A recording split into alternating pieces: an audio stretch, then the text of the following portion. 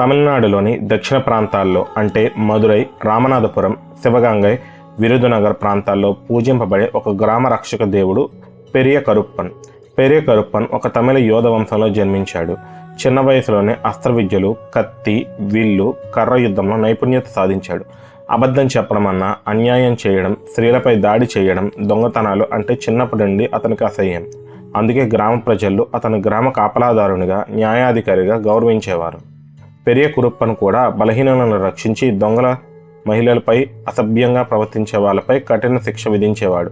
ఈ కారణంగానే ఆయన బ్రతికిన రోజుల్లోనే ఆయన అందరినీ దేవుడిలా గౌరవించేవారు. ఒకరోజు కొంతమంది రాజు సేవకులు గ్రామ ప్రజలపై పన్నుల పేరుతో దోపిడీ చేయడం ప్రారంభించారు. అది చూసిన పెరియ కరుప్పన్ వారిని ఎదిరించడంతో రాజు సేవకులు కుట్ర ద్వారా అతన్ని హతమార్చారు. మరణ సమయంలో పెరియ కరుప్పన్ శివధ్యానం చేస్తూ ప్రాణాలు విడిచాడు. కానీ మరణానంతరం గ్రామంలో అద్భుతాలు మొదలయ్యాయి. మరుసటి రోజు ఆ రాజు సేవకులు ప్రజలపై మళ్ళీ దాడి చేస్తుండగా అకస్మాత్తుగా వారిపై ఎవరో కొరడాతో కొట్టినట్టు అనిపించింది. దానితో ఆ రాజు సేవకులు భయంతో అక్కడి నుండి వెళ్ళిపోయారు. దొంగలు కూడా ఆ గ్రామానికి రావటం ఆగిపోయింది. రాత్రివేళ భయంకర శబ్దాలు, గొలుసులు మోగడం ప్రారంభమైంది.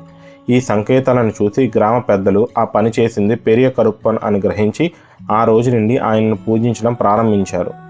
శివ ఆజ్ఞతో గ్రామరక్షక బాధ్యతను తీసుకున్నాడు కాబట్టి పెరియ కరుప్పన్ను శివుడి గణంలో ఒకటిగా భావిస్తారు. అందుకే ఆయన ఆలయాలు ఎక్కువగా శివాలయాల దగ్గర, గ్రామ సరిహద్దుల్లో మరియు చెట్ల కింద ఉంటాయి. మా కంటెంట్ మీకు నచ్చినట్టయితే ఒక లైక్ చేయండి అండ్ ఇలాంటి మరిన్ని వీడియోల కోసం మా ఛానల్ను సబ్స్క్రైబ్ చేసుకోండి.